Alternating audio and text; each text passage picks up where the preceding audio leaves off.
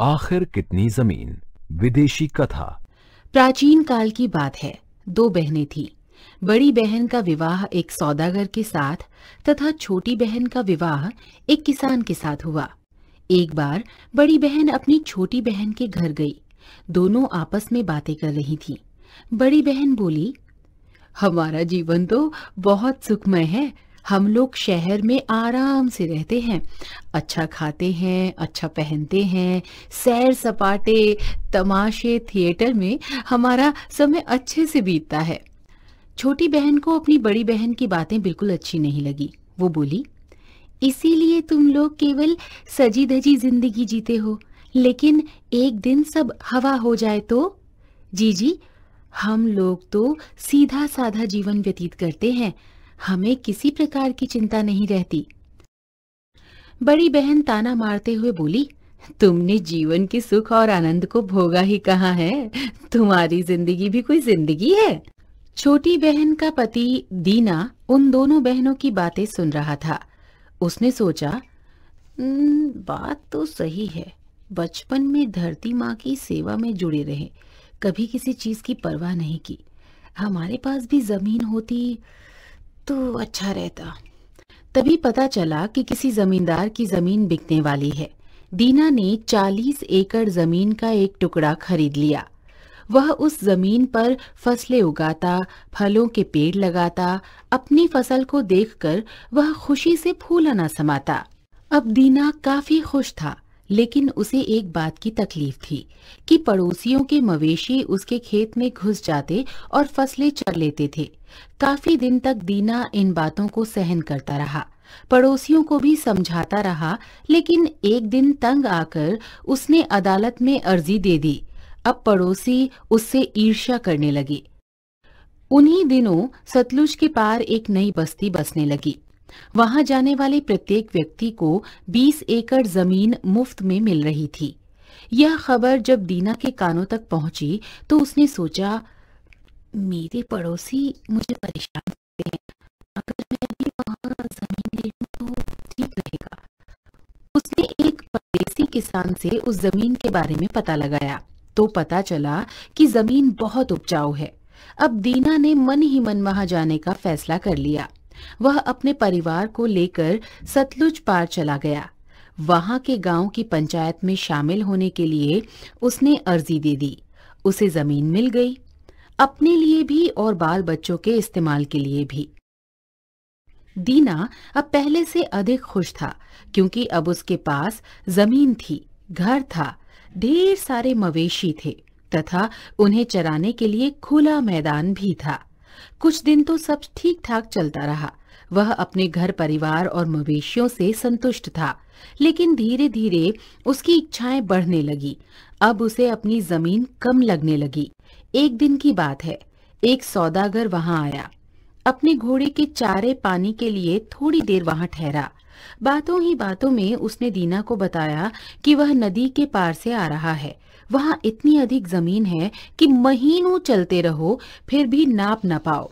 यह सुनकर दीना ने मन ही मन निश्चय किया कि मुझे वहां जाकर जरूर देखना चाहिए। दीना ने एक आदमी को अपने साथ लिया और सौदागर के बताए स्थान की ओर चल पड़ा। रास्ते में उसने खाने पीने का सामान, उपहार और मिठाई भी खरीदी। 7 दिन का सफर तय करके वे दोनों उस स्थान तक पहुंचे। दीना ने देखा कि सौदागर ने ठीक बताया था। वहां कोई बस्ती थी। दरिया के पास जमीन ही जमीन थी। सारी जमीन खाली पड़ी हुई थी। जमीन भी काफी अच्छी दिखाई दे रही थी। कोल लोग जमीन का प्रयोग नहीं करते थे, केवल मवेशी पालते और शिकार करते थे। दीना को देखकर कोल लोग अपने तंबुओं से बाहर निकल आए। सभी उत्सुकता से दीना की ओर देख रहे थे। एक द्विभाषी की सहायता से दीना ने उन्हें समझाया कि वह जमीन के लिए वहां आया है। वे सब दीना की बातें सुनकर बहुत प्रसन्न हुए।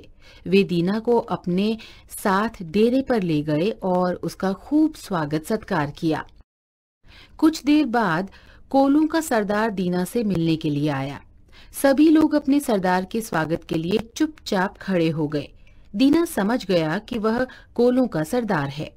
उसने द्विभाषी की ओर देखा। द्विभाषी ने बताया कि यह कोलों का सरदार है। दीना ने तुरंत एक बढ़िया कपड़ा, चाय का डिब्बा और मिठाइयां सरदार को भेंट में दी। भेंट पाकर सरदार मन ही मन खुश हुआ और बैठ गया। दीना ने सरदार से जमीन का दाम पूछा। सरदार ने बताया, हमारी जमीन का एक ही दाम है, एक दिन का 1000 रुपया। एक दिन के 1000 रुपए? यह हिसाब तो मेरी समझ में ही नहीं आ रहा है। ये बताएं कि कितने रुपए में कितने एकड़ जमीन मिलेगी? सरदार मुस्कुराकर बोला, हमारे यहाँ ऐसा ही हिसाब है। दिन भर पैदल चलकर तुम जितनी जमीन नाप लोगे वह तुम्हारी होगी।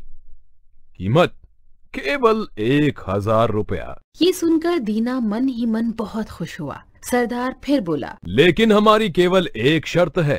शर्त? कैसी शर्त? दीना ने हैरानी से पूछा। जिस जगह से तुम चलोगे, सूरज ढलने के पहले तुम्हें उसी जगह पर वापस लौटना होगा। यदि तुम सूरज ढलने से पहले वापस नहीं आए तो तुम्हें जमीन भी नहीं मिलेगी और तुम्हारे रुपए तुम्हें वापस नहीं किए जाएंगे। दीना ने कहा, मुझे शर्त मंजूर है। रात में दीना बिस्तर पर लेटा तो उसे नींद नहीं आ रही थी। वह अगले दिन की कल्पनाओं में खो गया। वह सोचने लगा, दिन भर में 60 किलोमीटर जमीन तो बड़ी आसानी से चल लूंगा, क्योंकि आजकल तो दिन भी लंबे होते हैं। अच्छी किस्म की जमीन पर खेती करूंगा और घटिया जमीन बेच दूंगा। कुछ जमीन बटाई पर दे दूंगा। कुछ बैल खरीद लूंगा। 2-4 नौकर चाकर भी रखने पड़ेंगे। फिर क्या, देखते देखते मेरे दिन भी बदल जाएंगे। सुबह होते ही दीना जग गया। उसने अपने साथी को जगाया। फिर वे दोनों कोल लोगों के पास पहुंच गए। दीना ने कोलों से कहा, सूरज निकल आया है, अब हमें चल देना चाहिए। कोलों ने दीना को चाय पीने के लिए कहा, लेकिन देर न हो जाए इस ख्याल से दीना ने चाय पीने से इनकार कर दिया। इतने में सरदार भी वहां आ गया। सब ऊंची जमीन की ओर बढ़े। सरदार ने दूर दूर तक फैली जमीन की ओर इशारा करके कहा, जहां तक तुम्हारी निगाह पहुंच रही है वो सब हमारी जमीन है। इसमें से जितना चाहो ले लो। जमीन देखकर दीना की आंखें चमकने लगी। सरदार ने सिर से टोपी उतारकर जमीन पर रख दी और कहा, यह निशान है। यहां से चलकर सूरज डूबने से पहले तुम्हें यहीं वापस आना है। दीना ने सिर हिलाया। रुपए सरदार की टोपी में रख दिए और स्वयं रोटी, पानी और फावड़ा लेकर चलने को तैयार हो गया। उसने एक नजर चारों तरफ घुमाई। हर तरफ उसे अच्छी जमीन ही दिखाई पड़ रही थी। दीना ने लंबे लंबे कदम बढ़ाने शुरू कर दिए। 1000 मीटर चलने पर उसने फावड़े से गड्ढा बनाया और ऊंची घास चिन दी। अब उसके बदन में फुर्ती आ गई। तेज चाल से चलते हुए उसने दूसरा गड्ढा किया। अब सूरज की गर्मी बढ़ने लगी और उसे भूख भी महसूस हो रही थी। उसने सोचा, एक पहर बीत गया है, कुछ खा पी लेना चाहिए।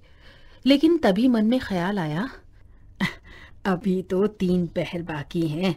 इतनी अच्छी जमीन हाथ से जाने देना बड़ी मूर्खता होगी। अब उसने जूते भी उतार दिए और तेजी से आगे बढ़ने लगा। उसका शरीर पसीने से लथपथ हो गया। प्यास के मारे उसका बुरा हाल था। थोड़ा ठहरकर उसने पानी पिया और बाईं ओर बढ़ने लगा, लेकिन उसके कदम भारी हो रहे थे। वह बैठ गया। मन हो रहा था कि थोड़ा आराम कर ले, लेकिन कहीं नींद न आ जाए, इस वजह से लेट नहीं सका।